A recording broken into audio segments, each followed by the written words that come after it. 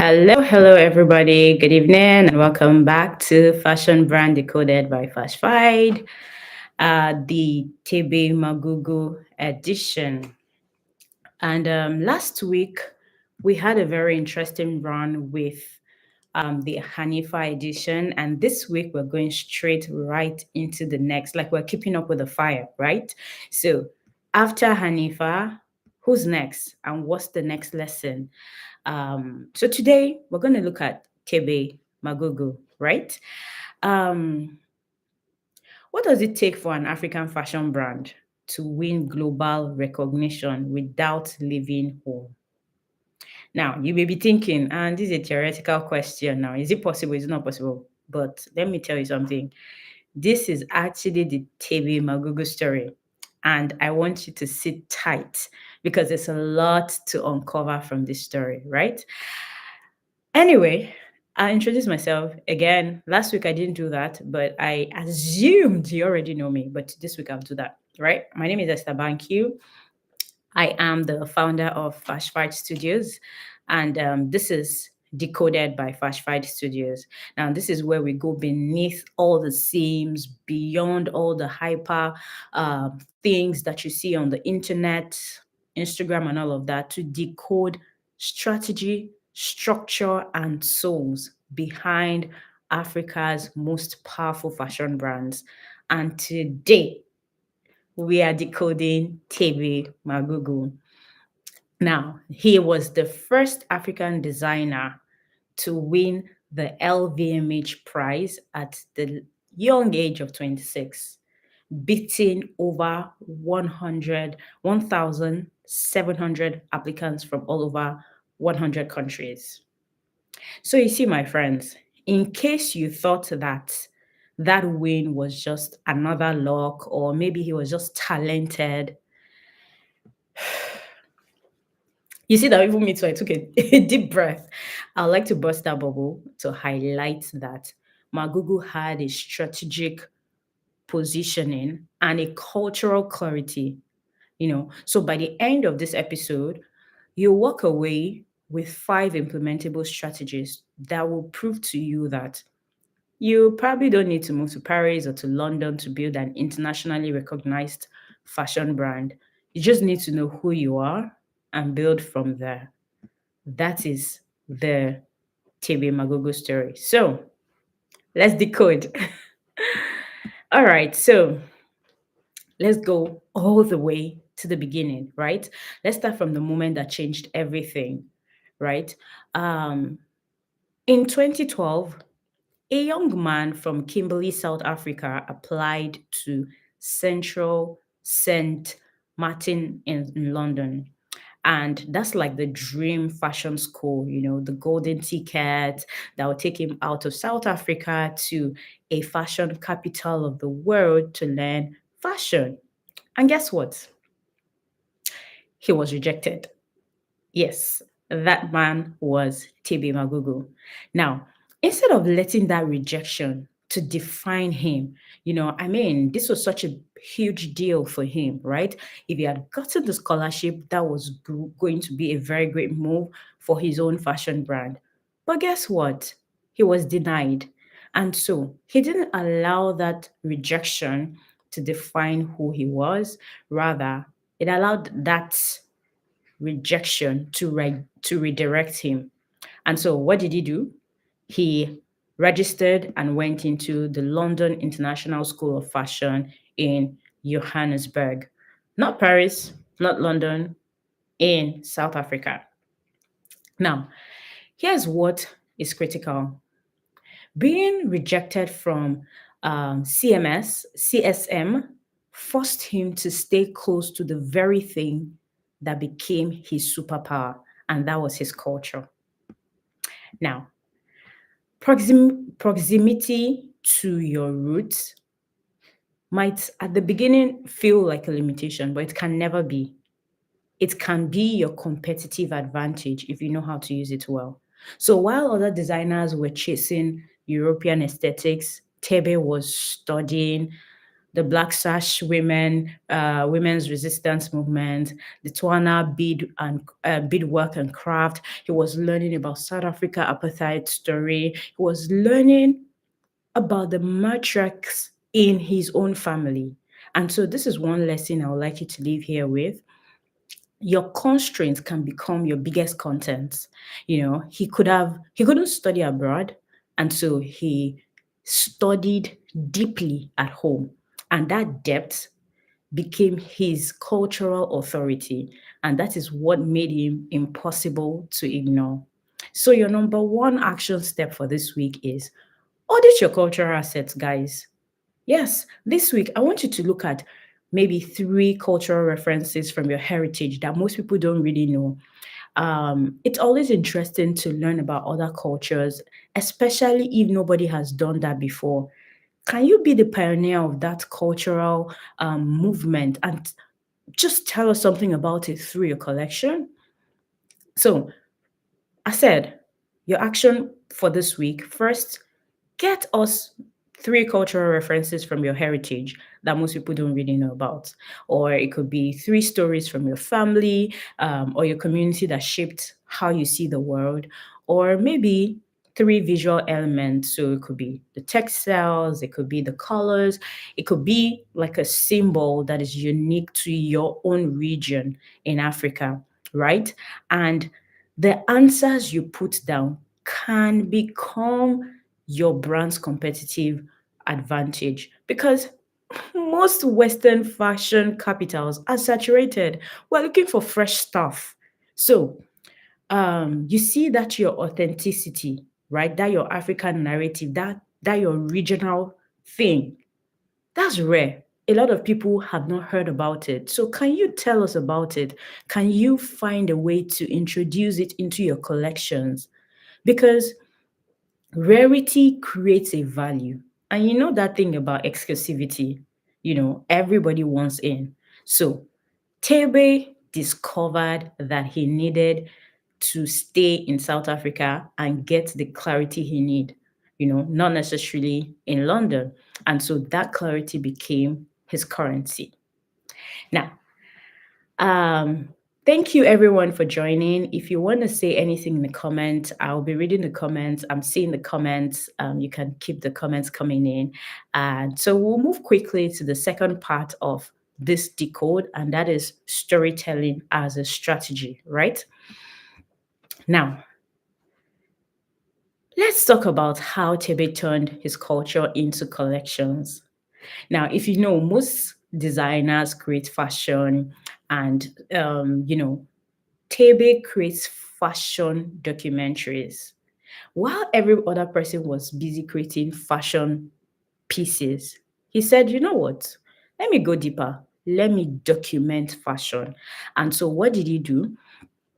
He describes his brand as an encyclopedia or a reference book of key ideas, people, and cultures that have the risks of being forgotten. And so he keeps his culture in his fashion creations. That is not just a beautiful fancy language, my guys. That's brand positioning. And I'll show you what I mean. His collections are case studies. Now, every Thebe Magugu's collection has a name that sounds like a university subject. For most of us that went to uni, you know how your course codes are and all of that. So, for example, one of his collection was called Home Economics.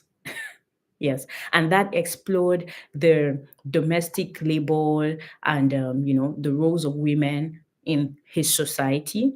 There was another one he called Genealogy, which it was honoring his family photographic archives, right? There's another one he called Folklore, and he was just exploring African folklores and oral traditions. So, do you see a pattern here? He was not just making codes, he was very busy archiving his cultures and telling it as a story to connect to people. And you know what? That archiving approach does three things that made him those three things that made him strategically stand out. And number one is it positioned him as an authority, not just a designer now, right? So when you walk into a museum, you know, you don't question the value of what's there. It is documented, it is researched, it is important. So what did he do? He applied the same strategy into his creations. So Tebe uses his collections to educate you as they drop. You know, second thing he did was he created a built-in PR and editorial appeal. Now, you know that journalists and buyers don't just look for pretty clothes. They want to see stories and they want to tell stories and they want to connect with the stories. So every of his collection comes with an historical context, a cultural reference, a visual research, and an emotional narrative. And so this is content marketing. Like we need to sit down with that brand and learn content marketing because he was able to wrap all this into his product, and just by that he was able to appeal to PR and editorial guys, because I mean we're always looking for stories. Another thing he did was he made his brand unforgettable. So as a random designer, you may call your own collection spring, summer 2024, whatever. But when you're looking at a collection that is probably called what now? Genealogy. I mean, and then you can see the pieces telling stories about family, about some really really how do you say this now, some really really important concepts in a family. That's storytelling. You would not forget that in a hurry. Okay, so if your collection does not have a story that is worth remembering, guys, people will forget it. So as you create collections, as you build, please become storytellers. Don't just design, right? Don't just design clothes or fashion pieces. Become storytellers. Let's go deeper. There's a lot happening on the surface. There's a lot of fashion creatives putting out things on surface level, but can you go deeper? I think that's what stands out genius brands from random ones. Okay, so action step number two. Remember, we said we're going to take action steps that we can already put into the brands this week to get good results. So, number two, action step. Can you try to be a little more creative with your collection names?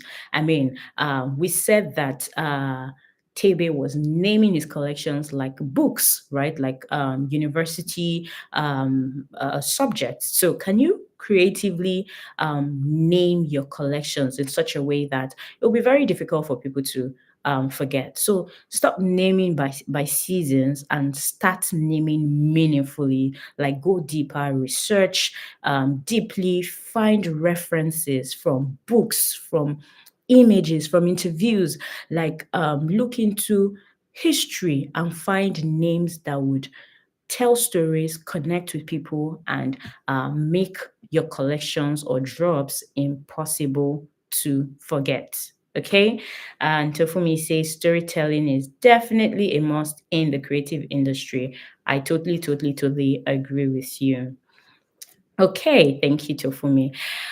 Now we're going to the third part, and this is the part we have all been waiting for. While it's easy to, oh my God, he won the LVMH prize. Now, this is where it all happened, right? The LVMH breakthrough. What did the judges see? Because it's a hot competition. 100, why do I keep saying 100? 1,700 designers. And this African guy living in South Africa won. What happened? So now, let's talk about the moment where he got on the global map. Okay, it's September 4th, 2019 in Paris, right at the Louis Vuitton Foundation. Thebe Magugu beats 1,700 designers, right? What did he get? 300,000 euros, 1 year of mentorship, and global recognition. And guess what? He was the first designer to ever win this. Now, because I need you to understand that the judges fell in love with his clothes. They loved the things that he created, but much more, they fell deeper in love with his conviction. And let me show you why. One of the judges, Nicholas from Louis Vuitton, noted that Magugu's commitment to staying in Johannesburg made a significant impact, emphasizing his determination to develop an international brand from his home country rather than relocating to a major fashion capital. So they wanted him to come over to one of those fashion capitals to create. But guess what this guy says? No. He said he wants to create from home. He doesn't want to travel. He wants to stay at home and create. Maria Grazia Churi said he used local crafts. Like he refused to leave South Africa. He made sure everything he used was local. So highlighting how LVMH as a global group could support, a young talent all the way from Africa. Now, this is not why they didn't reward him because he created beautiful stuff, even though he did. They rewarded the fact that he stood firm. He believed in his cultural integrity and he stood for that. So first of all, Magugu stated that his mission was to demonstrate that South Africa could handle the entire production circle despite the challenges of infrastructure. He wasn't trying to be African enough or European enough. He was unapologetically South African. And so that confidence was magnetic. The audience, the judges were thrilled by that. The second thing he did was, his multidisciplinary storytelling. Having studied fashion design, photography, and media, he applied all this in his approach to tell the stories of what he did. So he didn't just show them clothes, he showed them a publication, more like, featuring other South African creatives. He installed um, work at, he did like a political commentary as well through his prints. And then there was also a lot of family stories in the silhouette. So, first of all, putting all these pieces together, he gave them like a real show, right? He didn't just put out clothes, he gave them a real show, a real story. So, your brand is bigger than your product. If all you're showing as a designer is clothes, then you're just another designer. But then, what would separate you when you add clothes, you add culture, you bring in community and commentary? My guys, you have created a movement, right? And this was Thebe's strategy, right? Another thing he did was he utilized technology while being very, very traditional.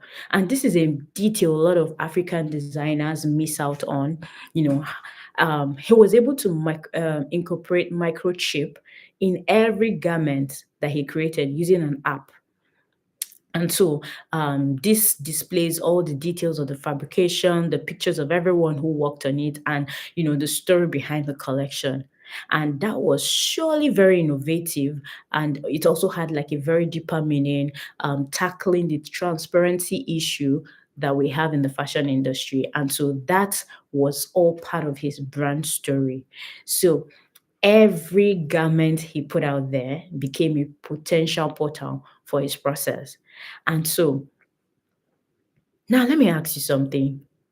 What would you do if you learn that if you make your customers learn something new about their outfit or the process in which you use to make the clothes? If you do like a behind story or something, showing them details of what happened during the creation of the product, the process of how things happen, that's a value added. That's an emotional equity. People get to connect with stories like that. And so Another action step, number three for you today is create your behind the brand transparency assets. I mean, you don't need to go all the way to make a microchip, just to show that transparency or whatever. But is there a way you can just go behind all the creativity, all the beautiful pictures we see on Instagram, and try to connect your audience with what happens behind the scenes? It could be, I don't know, maybe like introducing your tailors, or maybe your fabric suppliers, or a trip, come with me to shop for fabrics or something like that. Just something that makes people connect with the process behind the beautiful clothes that they see online. And why this will work is because in a world of fast fashion, right, transparency is actually a very, very premium positioning. If you're able to show people how you create stuff transparently, it increases the value and the attention they will pay to your brand, right? So I hope you are following the interesting story of Thebe Magugu. And so now we're in the fourth part of this whole decode process. And this is the post price strategy, like how he scaled after the price.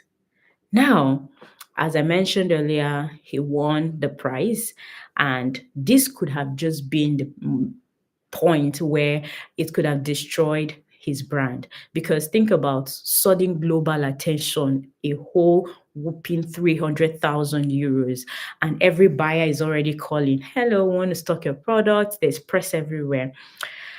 A lot of designers, just like we discussed about Hanifa last week, a lot of designers could have gotten under that pressure to, okay, you know what? Let's hire more people. Let's move to Paris and open a showroom. Let's go to the UK and, create stuff there. Let's start overproducing and all of that. No, no, Tebe didn't do that. What did he do? He scaled strategically and very intentionally, right? And so he took a couple of strategic moves.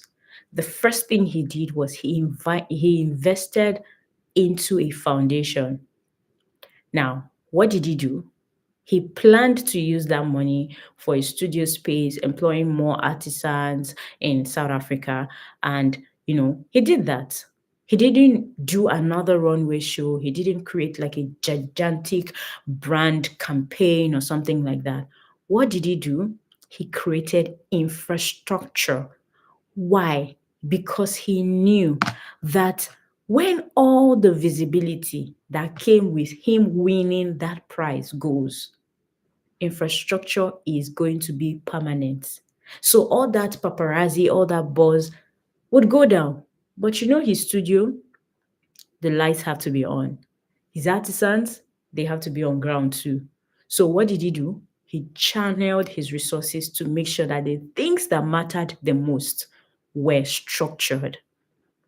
Now, this is very important because sometimes we have viral moments as designers or creatives, and a lot of people get under that pressure of going to do a lot of things overboard that might not intentionally now, but break the brand. So rather than focusing on the vanities, right? Think structure. Think structure. Now, the second strategic move he did was he built a community, right? In 2019, he founded the Fashion Design Faculty Press. And so what he did was he featured 150 pages of editorial writings, spotlighting local South African artists, activists, creatives, and all of that. So this is what he did, right? Other designers would have started chasing solo fame, but what did he do? He built an ecosystem, right? There were photographers, there were performers, there were activists, and there were other designers that he put together in this publication. And this helped people in London and in Paris to discover South African creatives, leading to more opportunities for them and also recognitions, right? If you ask me, this is this is a very genius brand strategy and also generosity. He was elevated, of course, but he also elevated others. And so when you build a scene and not just a brand, when you're able to curate culture, you're able to bring in people together, you have empowered your brand and you have just become a powerful movement. So this was his second strategic move. Now, the third thing he did was he adapted without compromising, right? And this is what it means. Magugu eventually split production between South Africa and Madagascar and Italy due to South Africa's ongoing energy crisis, limited electricity, and all of that, right?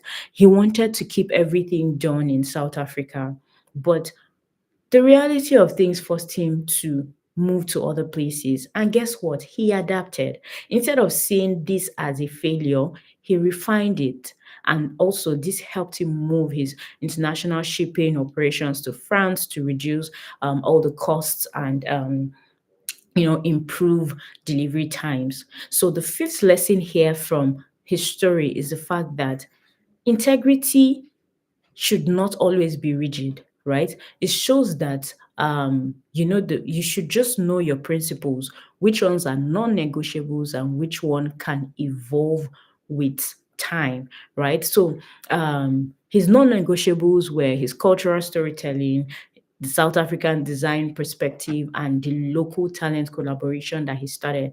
But he was flexible enough to produce in other locations, ship logistics, and distribute his strategies for his distribution strategies. He was able to be flexible with all of that. So, fourth action plan for this week is define your non-negotiables and your flexibles.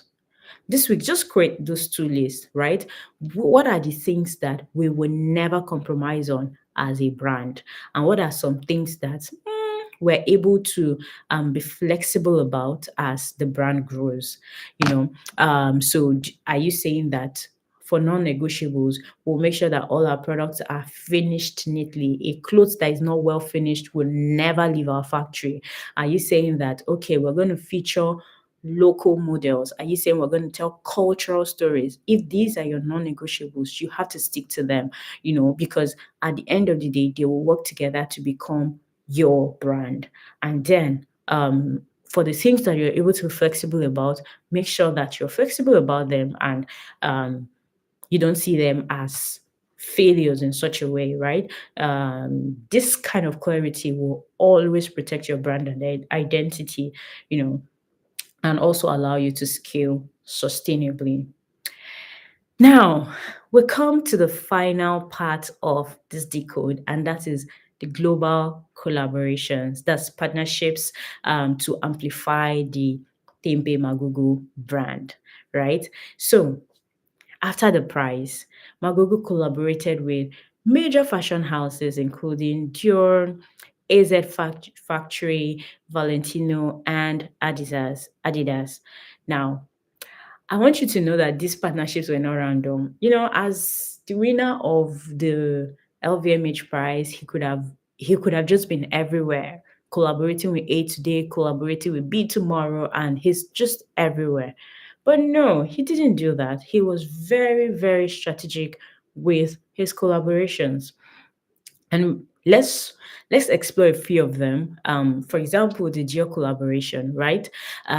He was enlisted to reinterpret Dior's new look, and it was a limited edition, a capsule collection, and so all the proceeds went to an outreach project.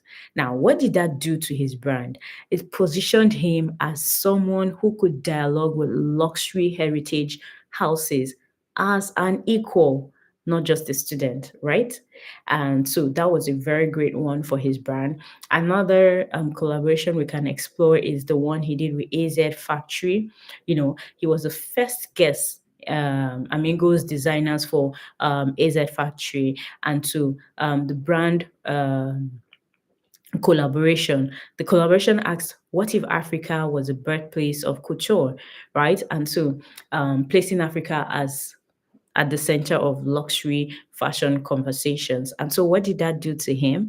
It proved that African design perspective could also lead and participate in conversations like this. So, um, did you notice a pattern? Every collaboration amplified his message without diluting his identity. And that's the difference between partnerships and desperation.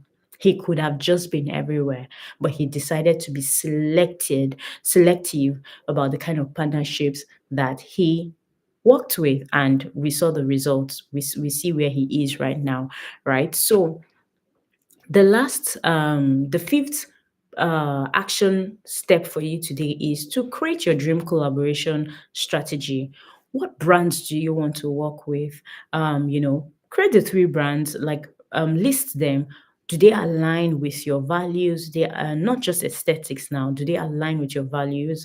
And so identify one of them you can reach out to this month and start up a conversation.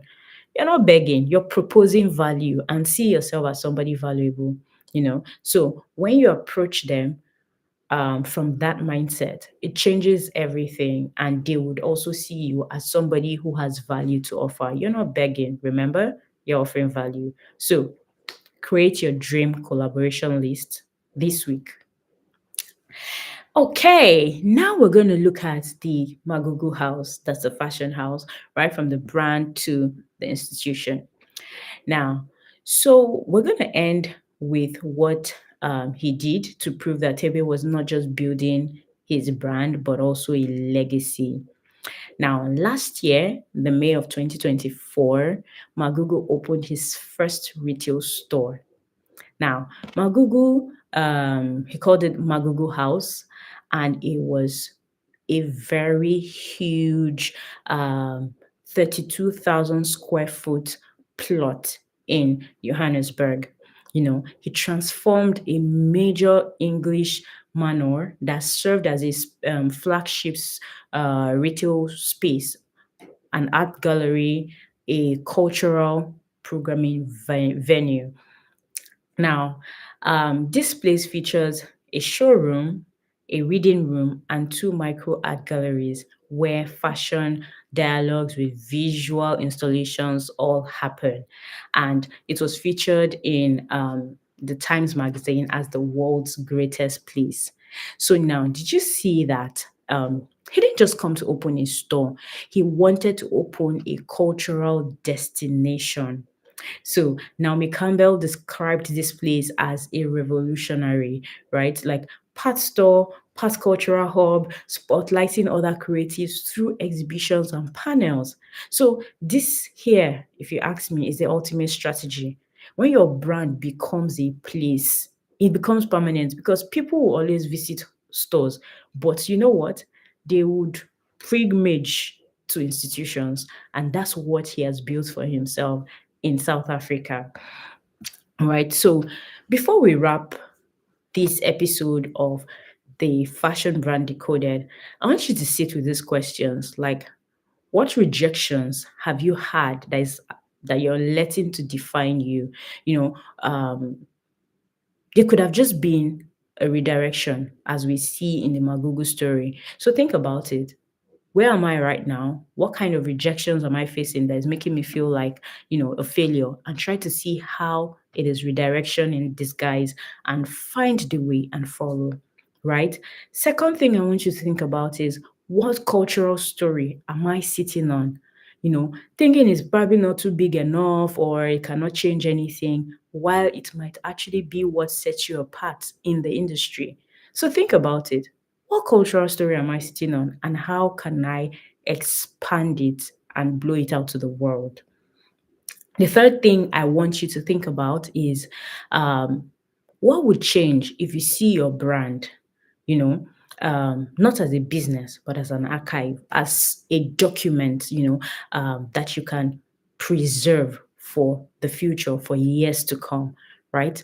I think when you think about it this way, it would change how you create. And finally, I want you to think about, who are the three people in your creative community that you could feature, support, collaborate with, or just build something together, in such a way that you can all grow together collectively. These are ways to become transformational rather than just fashion brands that are creating new codes every now and again.